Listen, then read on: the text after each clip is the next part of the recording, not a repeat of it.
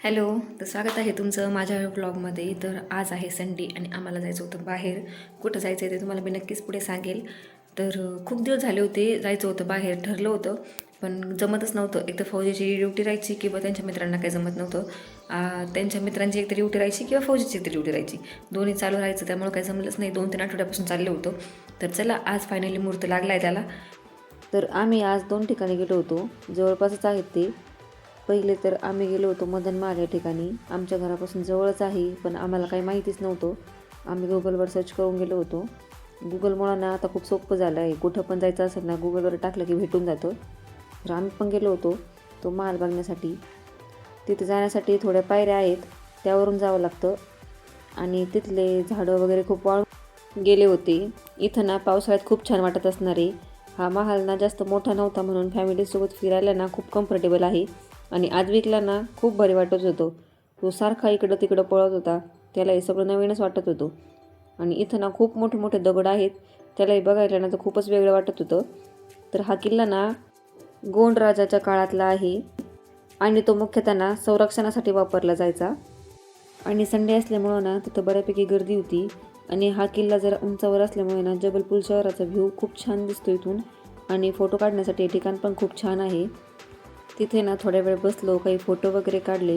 आणि अशा ठिकाणी आल्यावर ना मुलांना थोडी माहिती मिळते. आजूला तर तिथं सगळं नवीन वाटत होतं.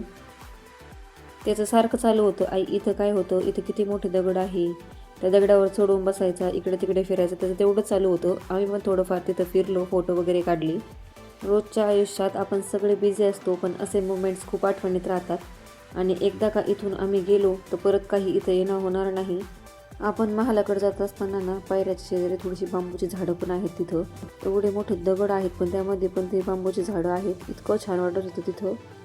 आता जरी हे असे दिसत असतील ना, पण ते पावसाळ्यामध्ये खूपच छान दिसत असणार आहे. त्यानंतर इथं महालाविषयी थोडीशी माहिती दिली होती, ती थोडीफार वाचून घेतली. किल्ला लहान असला तरी त्याची ऐतिहासिकता खरंच खूप मोठी आहे. इथली एक गोष्ट खूप छान वाटली. मोठ्या दगडांवर ना पक्ष्यांसाठी पाणी पिण्याची खूप छान व्यवस्था होती. अशा छोट्या गोष्टी खूप पॉझिटिव्ह वाटतात. आजूबाजूला हे खूप मोठे दगड आणि त्यामध्ये ही पाण्याची जागा खूप सुंदर दिसत होती.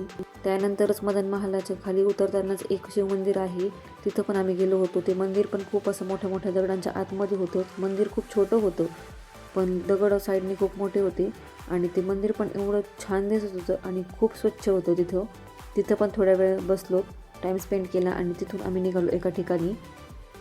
तिथून ते 5 मिनिटाच्या अंतरावरच होतं. त्याला बॅलन्सिंग रॉक नावाने ओळखतात. तिथं बघा हा दगड, खूप वर्षापासून हा दगड असाच आहे. असं म्हणतात की भूकंप झाला होता तरीसुद्धा हा दगड बिलकुल हललेला नाही आहे.